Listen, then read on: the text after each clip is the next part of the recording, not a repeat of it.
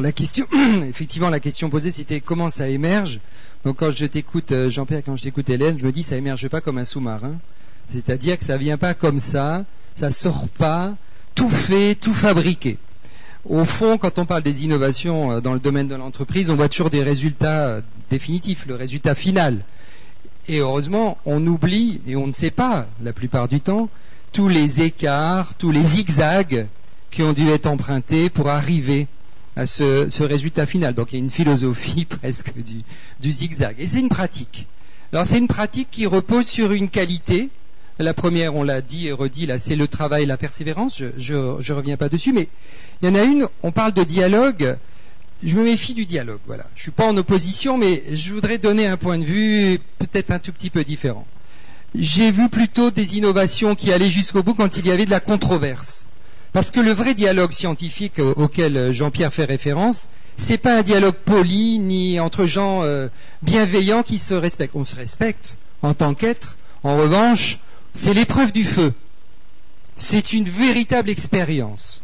Les artistes entre eux, j'en connais par ailleurs, même chose, ne sont pas très tendres. Il ne faudrait pas croire que le mot dialogue suppose que par une dialectique magique, tout va converger vers un produit et un service qu'un client ou que des clients seront prêts à acheter.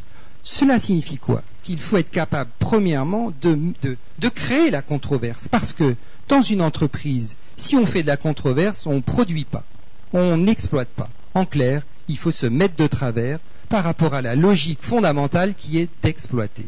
Une entreprise, ça n'a pas pour vocation de remettre en cause en permanence et à chaque instant ses process, ses systèmes. Quand ça marche et on n'y touche pas.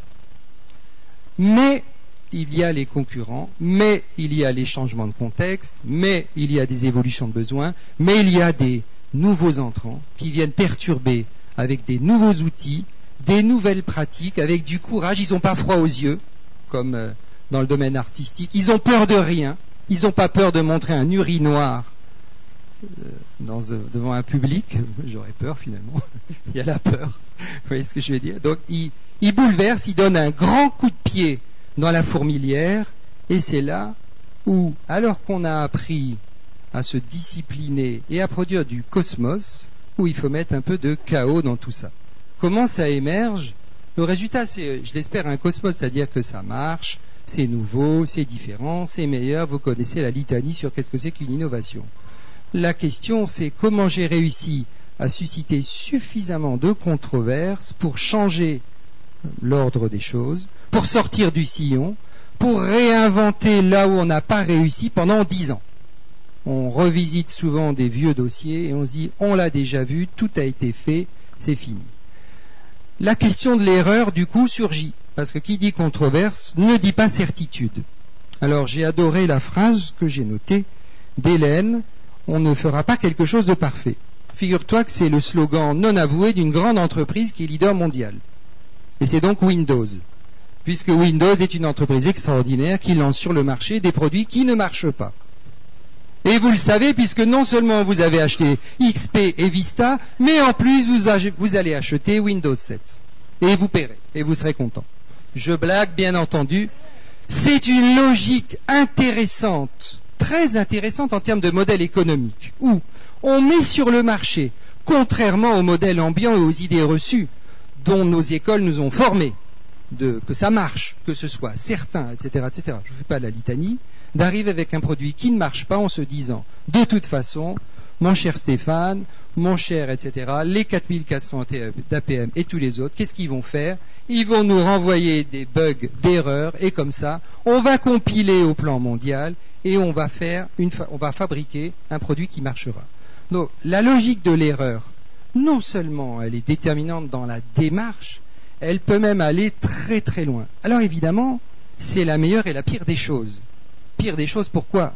Parce que des petits malins, des gens qui n'ont rien à perdre, des étudiants par exemple, pour ne parler que d'eux, évidemment dans un garage, évidemment sans le sou, les poches retournées, vous connaissez le mythe, c'est une mythologie bien entendu. Qu'est-ce qu'ils vont faire? De l'open source. Ils vous envoient gratuitement, vous téléchargez gratuitement, par exemple avec cette technologie qui s'appelle web, des systèmes concurrents. Donc on peut du jour au lendemain mourir. Je n'ai pas encore entendu le terme. Quand on n'innove pas, on risque de mourir. On est là dans la vérité et dans la sanction. Il y a une sanction économique qui est terrible.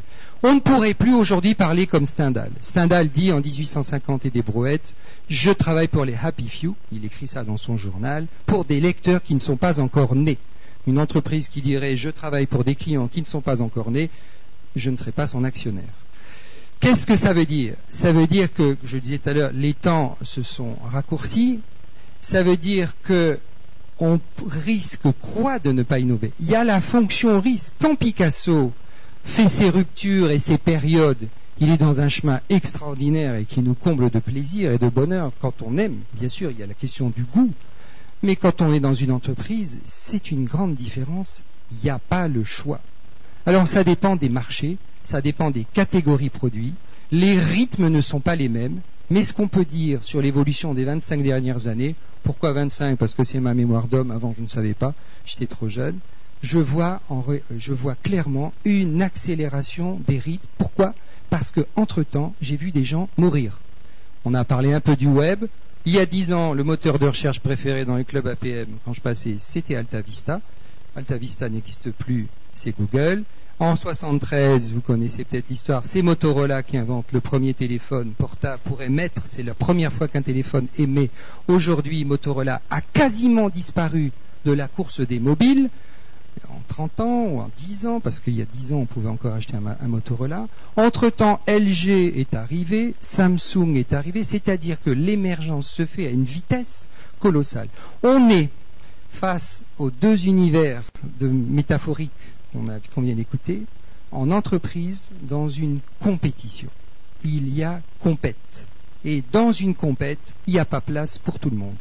Il y en a qui ont la médaille d'or, la médaille d'argent, la médaille de bronze. Alors qu'est-ce qui peut se passer? C'est que celui qui gagne la première fois peut se faire chipper sa médaille la fois d'après. Le petit qui a la bonne idée, avec le gros qui regarde et qui dit « tire-toi de là, je vais arriver, j'ai plus de capitaux, plus de moyens », c'est la loi. Il y a une nécessité. Alors, en art, on le voit parfois. On voit des piqueurs. Il y en a partout.